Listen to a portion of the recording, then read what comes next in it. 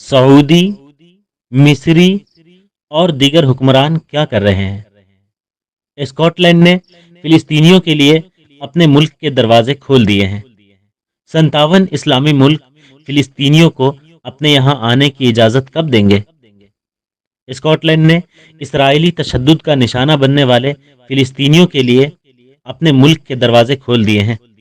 Scotland के minister यानी वजीर आजम हमजा यूसुफ ने कहा है कि उनका मुल्क गजा के मुतासरीन को पनाह देने के लिए तैयार है।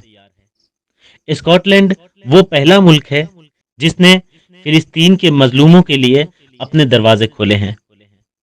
हमजा यूसुफ ने कहा कि हमने शाम, यूक्रेन और दीगर कई ममालिक से आने वालों का खैर मकदम किया है और अब हम गजा के लोगों के लिए भी ऐसा करने को तैयार हैं।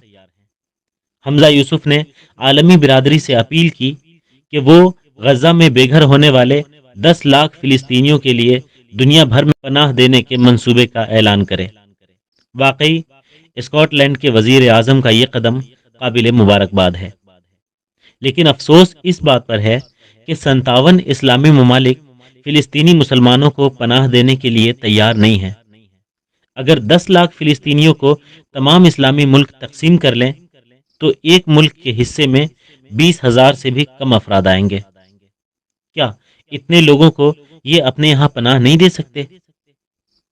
अगर इस्लामी ममालिक इसराइल पर एक मिसाइल नहीं मार सकते तो कम अज कम फिलिस्तीनी औरतों, बच्चों और बूढ़ों की जान बचाने के लिए उन्हें अपने यहाँ पनाह तो दे सकते हैं। आखिर वो ऐसा क्यों नहीं करते? सिर्फ डेंगे मारने से कुछ नहीं होगा। दुनिया इनकी बेहिसी को देख रही है। तूफ है ऐसी बुजदिली और बेगैरती पर।